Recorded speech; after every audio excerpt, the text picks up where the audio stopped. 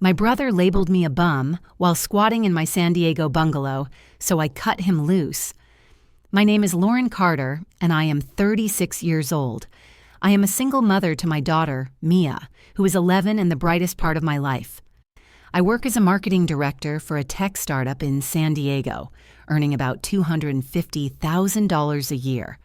It is a good life now, with our cozy bungalow in Pacific Beach, just a block from the ocean where the air smells of salt and sunscreen. The house, worth about $1.2 million, is my proudest achievement. A 3-bedroom haven with white stucco walls, a red-tiled roof, and a small patio where Mia and I sip lemonade on summer evenings. But getting here was not easy. My family made sure of that. I grew up in Riverside, California, in a cramped apartment with peeling wallpaper and a kitchen that always smelled of burnt toast. My parents, Sarah and Tom, had a clear favorite, my younger brother, Jake.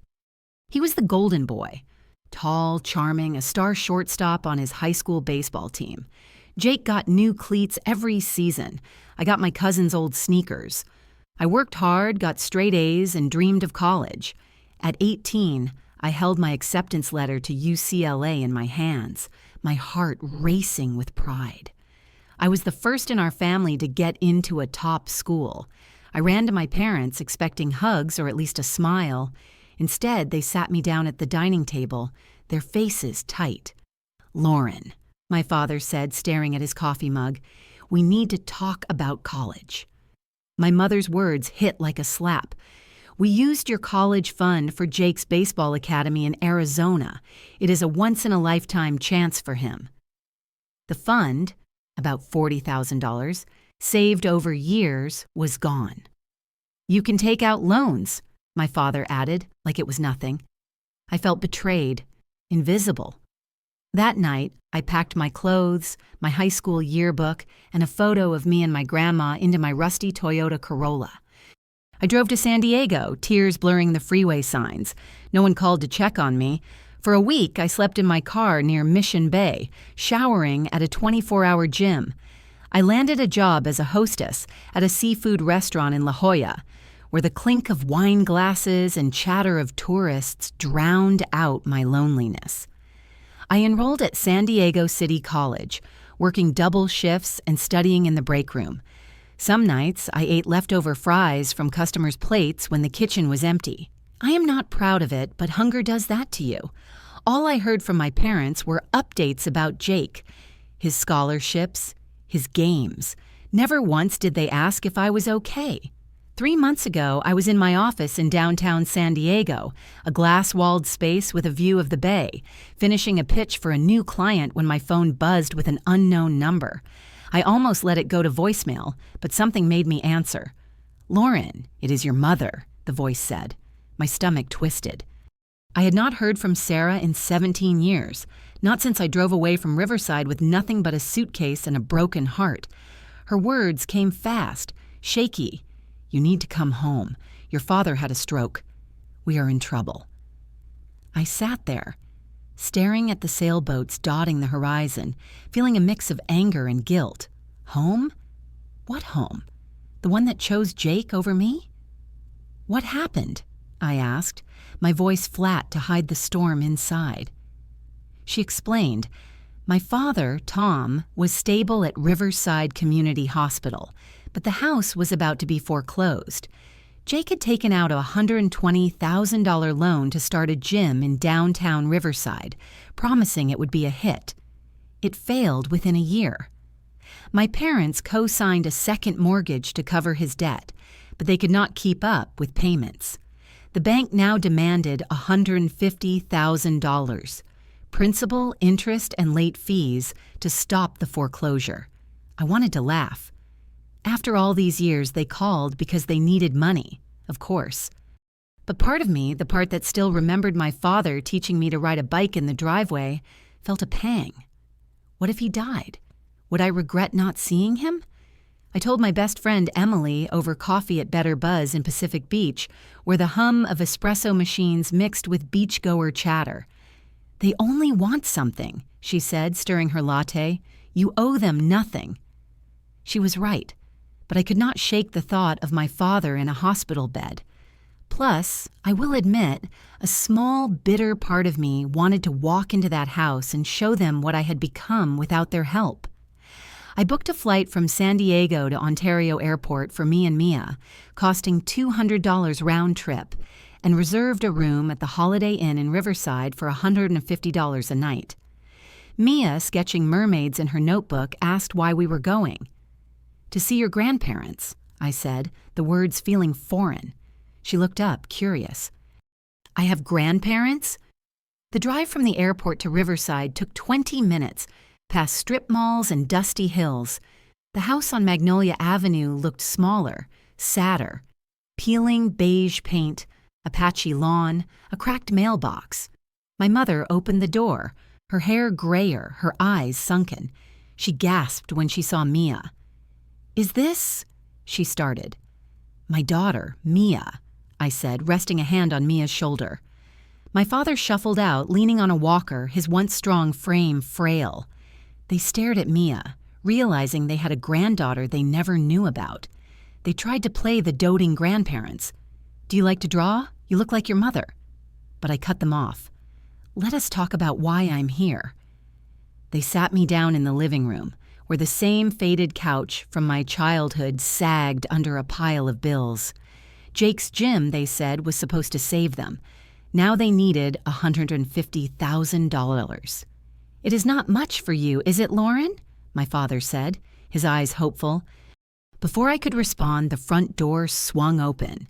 Jake walked in, tanned, wearing a leather jacket, smirking. "Well, look who's back," he said. "Miss Big Shot here to save us, or are you still just a bum who got lucky?" Jake's words stung, but I kept my face neutral, gripping Mia's hand under the table.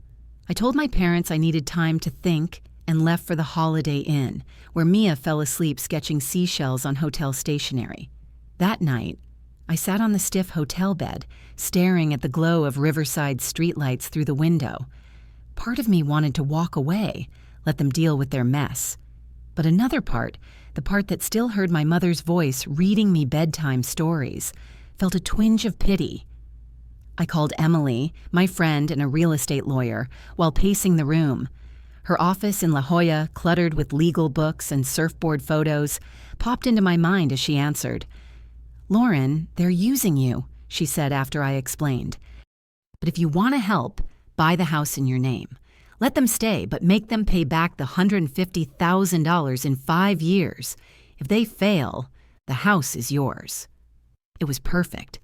Fair, controlled, and it kept Jake from leeching off them again.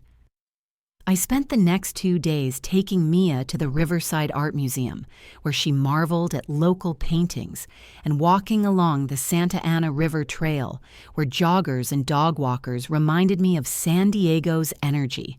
My mind churned. Could I trust my parents to stick to a deal? Would Jake sabotage it? On the 3rd day, Emily flew up from San Diego with a contract. We walked into my parents' living room, the air heavy with the smell of old coffee and desperation. My mother sat on the sagging couch, twisting a tissue. My father, still weak, leaned on his walker. Jake slouched in a corner, scrolling on his phone. "I have made my decision," I said, sitting at the dining table where I once did homework. Emily placed the contract down. "I will pay the $150,000 to save the house. It will be in my name. You can stay as tenants paying $500 a month.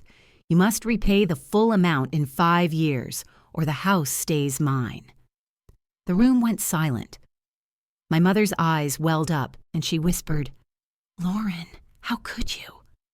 My father stared at the floor, his hands trembling. Jake exploded, jumping to his feet. "You are making them pay to live in their own home? You are heartless." His voice cracked, and I saw something flicker in his eyes, not just anger, but shame, maybe because his failure put them here. I stood, folding my arms. "Then forget it. Let the bank take the house in 10 days. My father raised a hand. "Wait," he said, his voice hoarse. "We will sign." Jake glared at him. "Dad, you cannot be serious." But my parents had no choice. The bank was ready to foreclose. Emily handled the paperwork, and 2 weeks later, the house, worth about $350,000, was legally mine. I used $150,000 from my savings, built over years of careful budgeting, to clear the debt. The $500 monthly rent was low, affordable on their Social Security, but enough to hold them accountable. I returned to San Diego, hoping things would settle. A month later, I drove to Riverside to check on the house, a 3-hour trip with Mia singing along to pop songs in the back seat. When I pulled up, a rusty pickup truck sat in the driveway. Odd. I knocked, then used my key. The house smelled of stale beer and pizza boxes littered the coffee table. My mother was in the kitchen, stirring soup, looking flustered. "Lauren, we did not expect you," she said. I heard laughter from the living room and found Jake sprawled on the couch, a woman with dyed purple hair and a vape pen beside him. "Who is this?" I asked, my voice sharp. Jake smirked, but his eyes darted nervously. "Tara, my girlfriend. Tara, this is Lauren, the big shot who thinks she's better than us." Tara grinned, exhaling vapor. "So, you are the one who stole the house." I turned to my mother. "I did not agree to Jake and Tara living here." She stammered, "It is temporary. Jake lost his apartment. It cost $1,800 a month, and he could not pay." "Of course." Jake failed, and my parents opened the door. "Not my problem," I said. "They have 2 weeks to leave." Tara laughed. "You cannot kick us out. This is your parents' place." "It is my house now," I corrected, "and I can." That night, as I worked on my laptop in the guest room, Jake cornered me in the hallway, reeking of beer. "You think you are so perfect," he slurred, his face close. "A single mom who got lucky. Bet you used your kid to climb the ladder." I stepped back, heart pounding. "Get out of my way, Jake." He leaned closer, voice low. "Mia's a sweet kid. Be a shame if she picked up bad habits from Uncle Jake, like sneaking a beer." My blood boiled, but fear for Mia hit harder. I shoved him back. "Threaten my daughter again, and I will have you arrested." 2 weeks. I called Emily that night, asking for eviction papers, my hands shaking as I pictured Mia's trusting smile. The next morning, I drove back to San Diego, my hands still trembling from Jake's threat. Mia was quiet in the back seat, sketching waves in her notebook, unaware of the ugliness. I tried to focus on the freeway, the familiar sight of palm trees and Ocean Beach billboards, but my mind replayed Jake's words about Mia. How could he drag my daughter into this? At home, our Pacific Beach bungalow felt like a sanctuary. Sunlight streaming through the kitchen window, Mia's watercolor paintings taped to the fridge. I tucked her in that night, reading her favorite book about sea turtles, but my chest felt heavy. I wanted to protect her from my family's chaos, but I was not sure how. 2 days later, my phone started buzzing during a meeting at our downtown office, where whiteboards were scribbled with campaign ideas. Texts from old high school friends, a call from a cousin I had not spoken to in years, even an email from a former neighbor. "Lauren, are you okay?" one read. "Have you seen Jake's post?" I excused myself, heart pounding, and opened Instagram. There it was, a photo of me and Mia from a beach day years ago, her tiny hand in mine. Jake's caption was vicious. "Meet my sister Lauren, the greedy exec who stole our sick parents' house. She's making them pay to stay while she lives in luxury. A terrible mom, too, her kids raised by babysitters. Toxic sister." The comments were a mess. Strangers calling me heartless, old classmates piling on, some even tagging my company's account. I felt sick. Jake had not just attacked me, he had used Mia's face to do it without my permission. I scrolled through his profile, seeing more posts painting me as a villain, each one twisting the truth to make him the victim, as if his failed gym was my fault. Then my phone rang. It was Mia's school, Pacific Beach Elementary. "Mrs. Carter, this is Ms. Lopez from the counselor's office," the voice said. "Mia is upset. Some classmates showed her a social media post about your family." I grabbed my keys and raced to the school, weaving through tourists on Garnet Avenue. Mia was in the counselor's office, her eyes red, clutching her backpack. "Mom," she whispered, "why is Uncle Jake saying you are a bad mom? My friend Sophie saw it on her phone." I knelt down, hugging her tight, my throat burning. "Sometimes people say mean things when they are hurting," I said, stroking her hair. "None of it is true. You know I love you." She nodded, but her small voice broke my heart. "I do not want to see Uncle Jake again." I took her home, letting her paint mermaids to calm down, while I called Emily. "I want Jake and Tara out now," I told Emily, pacing my living room where Mia's volleyball trophies lined a shelf. "And I want that post gone." Emily drafted eviction papers for Jake and Tara, who had no legal right to stay in my house since they were not tenants. She also prepared a cease and desist letter citing defamation, Jake's lies about me could harm my career, and unauthorized use of Mia's image, which violates California law since she is a minor. We drove to Riverside the next day, pulling up to the house as a summer breeze rustled the dry palm trees. Jake answered the door, bleary-eyed, in a stained t-shirt. Emily handed him the eviction papers. "You have 48 hours to leave or we will go to court," she said. I added the cease and desist. "Take down that Instagram post and any others about me and Mia, or I will sue." Jake laughed, but his eyes flickered with panic, like he knew he had gone too far. Tara appeared, arms crossed, sneering. "You and your brat are just playing the victim," she said. I clenched my fists but stayed calm. "You have no idea what you are talking about." They signed the eviction papers, knowing they had no choice. Jake grabbed a duffel bag and stormed out, Tara trailing behind, yelling, "You will regret this!" I sat with my parents in the now quiet living room, the air thick with tension. My mother dabbed her eyes. "Why did you have to kick him out? He is your brother." I looked at her, my voice steady but aching. "He stopped being my brother when he put Mia's face online to hurt me." My father sighed, saying nothing, his silence louder than words. I drove home, watching the sunset over Interstate 15, feeling both relief and guilt. I had stood up to Jake, but seeing my parents' defeat made me wonder if I was too harsh. Then I thought of Mia's tear-streaked face, and the guilt faded. 3 months after Jake and Tara left, life in San Diego felt steady again.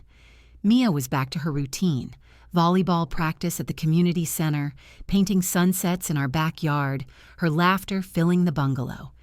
But the calm broke one night at 2 a.m. when my phone rang. It was my mother, her voice hysterical. "Lauren, your father had another stroke. The ambulance took him to Riverside Community Hospital." I sat up in bed, the room dark except for the glow of my alarm clock. My heart sank, but a part of me felt numb. I left Mia with my neighbor, grabbed a coffee from the 24-hour 7-Eleven on Mission Boulevard, and drove to Riverside, the freeway empty under a starry sky. At the hospital, my mother sat in the waiting room, her hands clutching a crumpled tissue. She looked small, fragile, like the weight of years had finally caught up. "Where is Jake?" I asked, sitting beside her. She sighed. "I called him. He said he's busy with work." I shook my head, not surprised. The doctors said my father needed bypass surgery, costing about $50,000, and they were still paying off $20,000 from his first stroke. I stayed until dawn, then went to their house to grab clothes for my mother. The kitchen counter was buried under bills, past due notices for utilities, a hospital payment plan. Then I found a receipt for a $600 iPhone 13, bought for Jake's birthday last month.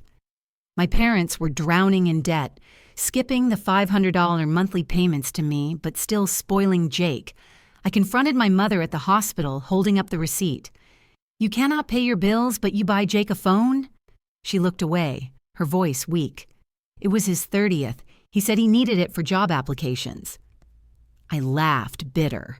"You never sent Mia a birthday card." I told her the payment plan stood. "I am not your bank," I said, my voice firm but my chest tight. I felt cruel, but I remembered all the years they chose Jake over me. Still, I hired a home health aide for my father after his surgery, costing $2,400 a month for 20 hours a week because it was the right thing to do. A week later, Jake texted, asking to meet at Bird Rock Coffee in Pacific Beach, where surfers and locals chatted over oat milk lattes. He looked rough, faded hoodie unshaven, his usual swagger gone. "I am broke, Lauren," he said, staring at his coffee. "Tara left me. I am crashing with a friend. I need a job." His voice had a raw edge, like he hated admitting defeat but had no choice. I studied him, torn between pity and distrust. "Take down every post about me and Mia first," I said. "Then we will talk." I was not sure I believed he would change, but I wanted him away from my parents' wallets. To my surprise, Jake followed through. A week after our coffee shop meeting, he sent screenshots showing every Instagram and TikTok post about me and Mia deleted. I stared at the messages on my phone, sitting at my kitchen table in Pacific Beach, where Mia's latest painting, a vibrant sunset over the pier, hung on the wall. I felt a flicker of hope, quickly drowned by doubt. Jake had never faced real consequences before. Could he actually change? I pushed the thought aside and called a colleague who runs a small advertising agency in Chula Vista. I told him about Jake, the failed gym, the drama, all of it. He agreed to interview Jake for an entry-level assistant job, paying about $40,000 a year, barely above minimum wage, but a start. Jake texted me a simple, "Thank you," and I did not reply. This was not about forgiveness. I just wanted him to stand on his own so my parents would stop bailing him out. My parents, meanwhile, kept up their $500 monthly payments, though my mother started hinting at reducing them. "The medical bills are so high," she said during a tense phone call, her voice pleading. I sat on my patio, watching Mia kick a volleyball in the backyard, and held firm. "The deal stands," I said, my tone calm but unyielding. The house in Riverside, legally mine, was not their personal bank. I limited Mia's visits to them, not because I wanted to punish anyone, but because I did not trust their version of our family history. Mia deserved better than their excuses for Jake. Still, I wondered sometimes, late at night when the ocean's hum drifted through my window, if I was being too hard. Then I remembered the years I went hungry while Jake got everything, and the wondering stopped. These days, my focus is Mia and my work. I drive her to art classes at the San Diego Art Institute, where she sketches sailboats with bold, confident strokes. We watch old movies on Friday nights, curled up on the couch with popcorn, laughing at cheesy lines. My career is thriving. I just led a campaign that landed a major client, and my office buzzes with new projects. Jake might mess up again. I would not be surprised if he quits the job or starts trouble. My parents will probably never see how much they hurt me, always ready to defend their golden boy. But I am done trying to fix them. My bungalow, with its creaky wooden floors and Mia's laughter, is my home. My life, built from nothing, is mine. No one can take that away.